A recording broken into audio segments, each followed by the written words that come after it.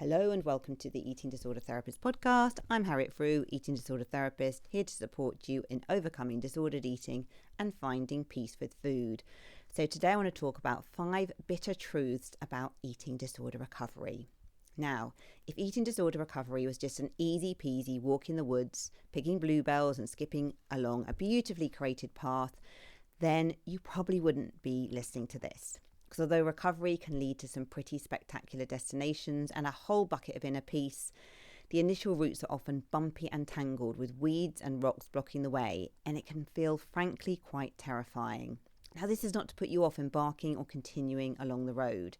In fact, it is going to support you in honesty and reality and to empower you to keep going. So here are 5 bitter truths about recovery. Number 1, there is never a right time to recover. Now realise now that you won't ever feel ready for recovery. You may postpone it until after your friend's wedding or your summer exams or when your day-to-day life becomes a little easier.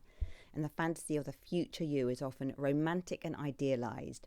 You imagine waking one day full of joy de vivre and suddenly feeling ready.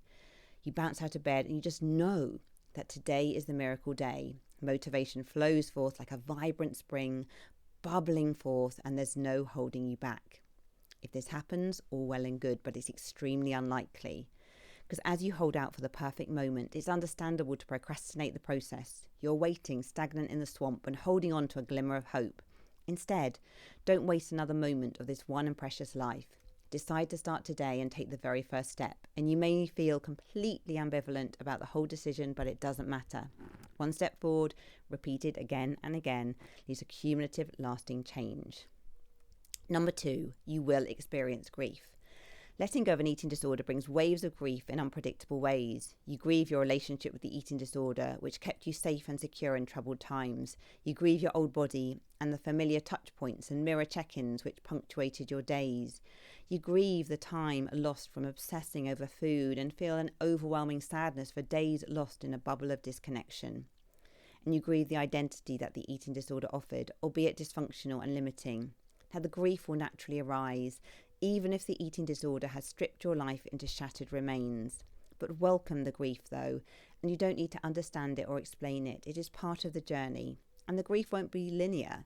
It will ebb and flow, coming out in hysterical bursts of torrential tears and other times felt as a deep inner heartache for what has gone before. Number 3 is 1 step forward and 2 steps back. Early recovery can often feel like a messy and complicated road. Extreme hunger will terrify you as you may wish to devour everything in sight. You may feel worryingly full, being constantly bloated and uncomfortable. And your suppressed emotions may rise to the surface in uninhibited waves and spurts, bringing surprised rage, ugly crying and a sinking despair. You may wonder why you thought it was an excellent idea to embark on this road in the first place. And you may dive in one day with vigour and then retreat at speed the following day when fear overcomes you. So remember that recovery is not linear, but rather imperfect and messy.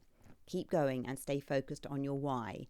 The old familiar ways didn't work out, and although they feel seductive, they are not the answer. The goal is simply to keep putting one foot in front of the other. Number 4, toe dipping in recovery is like rearranging the deck chairs on the sinking Titanic. It's natural to want to negotiate and bargain with recovery. Please can I eat more, but my body stays the same. But toe dipping in recovery brings you to a frustration and ambivalent place where peace is never achieved. You're pulling in opposing directions, which is exhausting for your psyche. And this keeps you stuck in old behaviours and going around in ever-decreasing circles. You chase your tail and visit the familiar places on repeat. So you won't progress outside of the food preoccupation zone as you're holding on to dietary restraint with tentative fingers, clutching grimly to the side of the precarious cliff. You remain hungry, tired and obsessed with food. Half recovery is stuckness. Instead, take the full recovery route. Yes, it is scary and unknown. Yes, you may gain weight. However, you will also gain new life and opportunities. And number 5, no one is coming to rescue you. Now, it's a natural human fantasy to be airlifted and saved from the depths of the recovery jungle by helicopter and transported to safety where someone will take care of you and make everything better. Now, this is imagination and not reality. The reality is walking the unknown path through the jungle with support, but with a weather-torn map as you navigate the uncharted places together. People can support, encourage, uplift and inspire you, but no one can fix you and take away your pain. This is a bitter pill to swallow, but also gives you the responsibility to grab the steering wheel of your life and to drive. You do not realize it yet, how infinitely powerful you are and how different your life can be. Keep taking action. Okay, so thank you so much for listening today. If you're not following me already on Instagram, do seek me out, the Eating Disorder Therapist _. Further support with your relationship with food, do go to the eatingdisordertherapist.co.uk. And if you would like written articles of the podcast to your inbox every week, do sign up to my Substack. The link is in the show notes. And I'd be so grateful if you'd follow, rate and review, as it helps the podcast reach so many more listeners. Thank you so much for listening, and I look forward to sharing another podcast episode with you very soon.